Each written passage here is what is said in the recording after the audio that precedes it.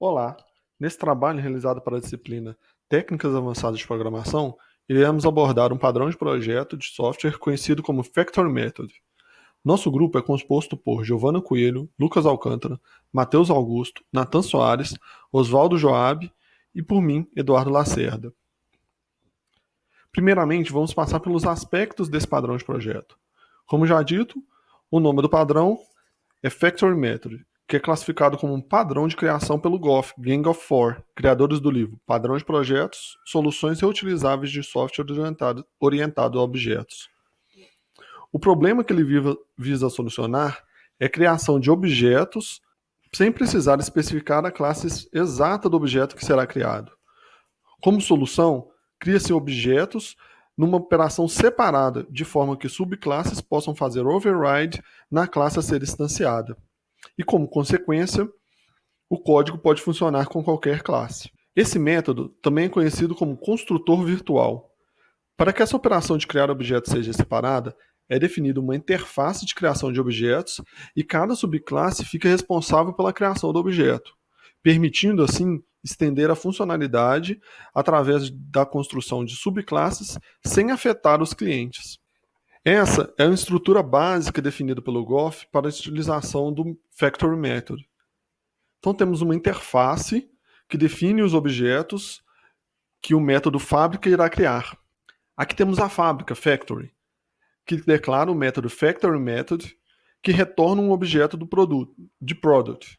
A classe Concrete Product implementa a interface do produto, enquanto a Concrete Factory sobrescreve um método gerador, o Factory Method, para criar o Concrete Product. Mais para frente vamos ver melhor a implementação desse método numa aplicação. Quando usar um padrão Factory Method? Quando uma classe não pode antecipar a classe ou o tipo de objetos que devem criar. Quando uma classe quer que as suas subclasses especifiquem os objetos que criam. Ou quando as classes que delegam responsabilidades para uma dentre várias subclasses auxiliares e você quer obter o conhecimento para qual subclasse auxiliar que é delegada. As principais características envolvidas na implementação do padrão Factory Method são a abstração, o encapsulamento e o polimorfismo. Podemos observar que essas três características fazem parte dos 4 pilares da programação orientada a objetos, que é abstração, encapsulamento, herança e polimorfismo. Então, tem tudo a ver com POO. Primeiro, nós vamos abordar os conceitos envolvidos nessas características e depois será mostrado um exemplo de como essas características interagem com o padrão. A abstração, ela revela a capacidade de recriar os objetos existentes no mundo real, no mundo digital e utilizá-los em um programa. Contudo, levando em consideração somente as características do objeto que são relevantes para o funcionamento do código. A ideia é deixar que o usuário trabalhe em um nível mais alto de abstração, sem a preocupação com os detalhes internos da classe. Essa facilidade permite simplificar a construção de programas com funcionalidades complexas. O encapsulamento é o princípio de projeto pelo qual cada componente de um programa deve agregar toda a informação relevante para sua manipulação como uma unidade, uma cápsula. A fábrica sabe como construir um objeto. Neste contexto, o encapsulamento vai garantir que todos os objetos retornados pela fábrica terão um padrão pré-determinado. Polimorfismo é o princípio pelo qual duas ou mais classes derivadas de uma mesma superclasse podem invocar métodos que têm a mesma identificação, assinatura, mas comportamentos distintos, especializados para cada classe derivada, usando, para tanto, uma referência a um objeto do tipo da superclasse. De forma mais genérica, polimorfismo significa várias formas. Numa linguagem de programação, isso significa que pode haver várias formas de fazer uma certa coisa. Quem decide a forma é o objeto que recebe a chamada. Para exemplificar o padrão, supõe um sistema onde é necessário criar um log sobre vários tipos de operações. Para padronizar os logs, será necessário definir a interface que está apresentada na tela. Aqui já podemos ver a aplicação do conceito de abstração. A partir dessa abstração, vamos criar apenas um código para registrar os logs e esse código será preparado para diversas implementações da interface log. A partir da interface, vamos criar logs específicos, como por exemplo, para o registro em arquivo de texto ou para o registro em banco de dados. Neste momento, já podemos perceber a ocorrência do polimorfismo, uma vez que cada tipo de log vai ter uma implementação diferente, um comportamento diferente. Vamos definir também uma classe abstrata chamada AbstractCreator. E agora vamos implementar um criador para cada subclasse do logger. Neste momento, podemos observar o conceito de encapsulamento. Toda a configuração da criação do logger pode ser feita no método createLogger. O usuário não precisa se preocupar em como foi feita essa implementação, uma vez que necessita apenas de uma classe para registrar os logs. Por fim, as classes podem ser utilizadas da seguinte forma. Cria-se uma instância de AbstractCreator. A partir do Creator, usa o conceito de Factory para criar um logger, e assim a aplicação já vai ser capaz de registrar as informações.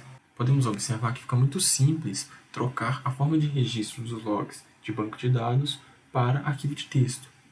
Precisamos apenas trocar a implementação aqui do AbstractCreator, e não será necessário modificar o restante da aplicação.